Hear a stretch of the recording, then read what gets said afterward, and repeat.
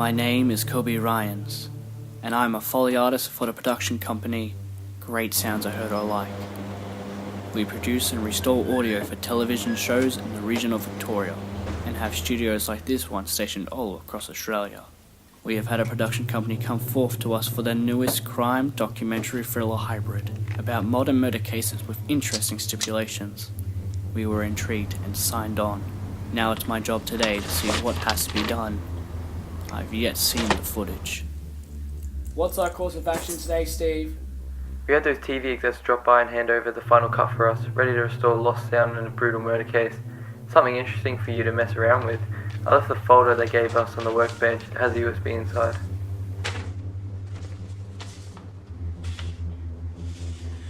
Alright, sweet.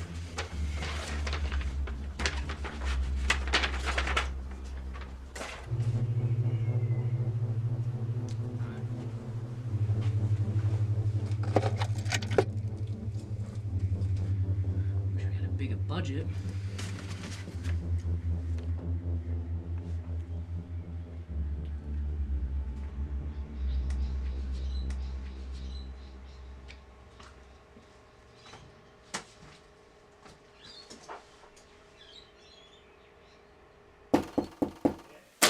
.5'3", healthy body build, C2 long hair, brown eyes, late teens, victim of murder, another in a line of connected cases.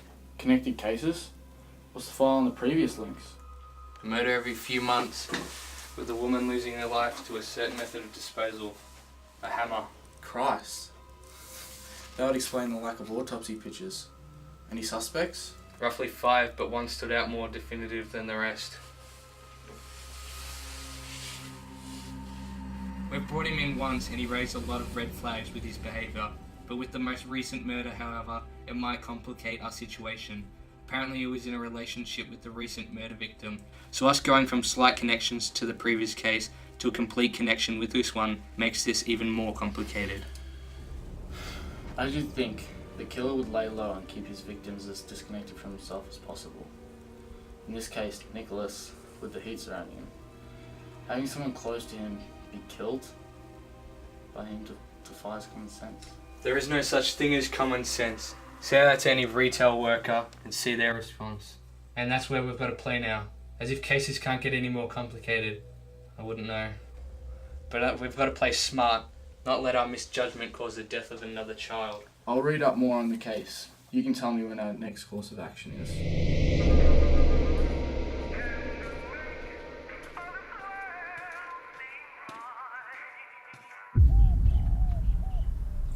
Path is so harmonious. Well, with trees like these, they cover this area like a blanket at night. It's easy to see why it was picked.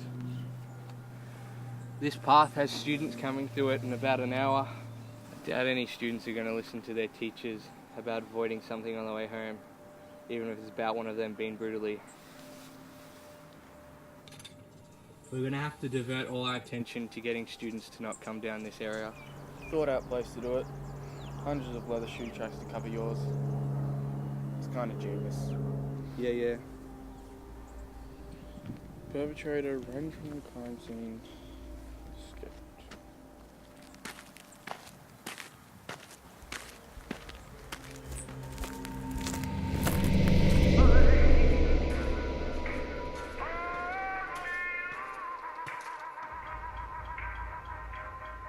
So, where were you on the evening of Jessica's party? I snuck out that night. I won't lie, but I got out way before the others left. I hanged out with a guy named Kobe on the night. I ended up staying the night, but I don't know if he did. I was there with her. We had an argument on Friday, so I only came to the party to fix it with her. I kept trying to talk to her, but she just kept refusing to talk to me. Saying stuff like how I mistreated her over that one argument. Eventually I got a gut full of it and decided to try and have a good time at the party. That's the last I saw of her. I heard about what happened to her the next morning. I felt selfish and sick. The last interaction I had with her was me leaving her. I couldn't put my breakfast down or even make it to school. I loved her. She was the only one who believed I wasn't a part of those murders. How did you get home that night, Nicholas? I got home with a few mates at 2ish in the morning. Got some food on the way. Were your mates with you the whole trip? No. We reached Burke Streets, then went left, and I followed the road down to my house. Are you sure you did that? Yes, I am, sir. That's not what Bryce said. He said you met him and Ned after the party with the text messages. You want to do a fast food run for the shits and gigs. They said yes to it because they were 20 minutes away and you said you were on your way. But how did it take you 31 minutes to get from Jessica's party to the outlet when that would have taken you 43 minutes on foot? It's almost like you ran at one point. And I don't blame you. Killers are about at 2 o'clock. I wasn't there, I swear! But you were at 1:43 according to this. And this picture with your boys? How about that t-shirt? It's ripped. It so happens to be that we found a ripped piece of white cotton at the crime scene. I wasn't there, I swear! I wouldn't do that to her! To them! I loved her, I'm no killer! Then where does this belong? It fits like a puzzle piece! I wasn't the only one with that shirt!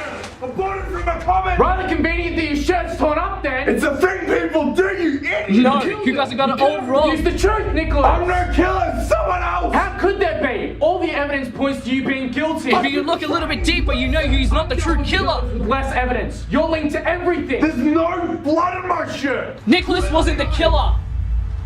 I was. Only you can make this world seem right. Only you can make the darkness shine.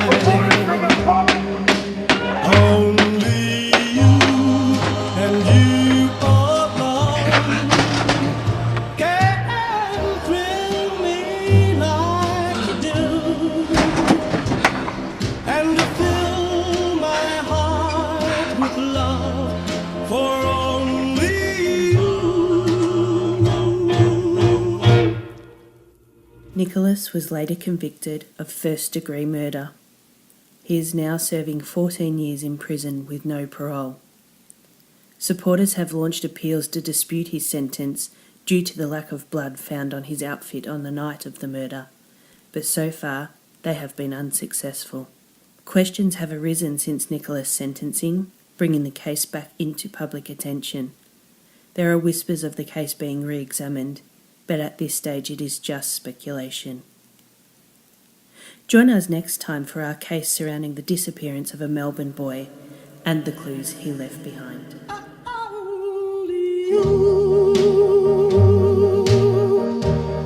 Can to make this change in me, for it's true, you are my destiny. When you hold my hand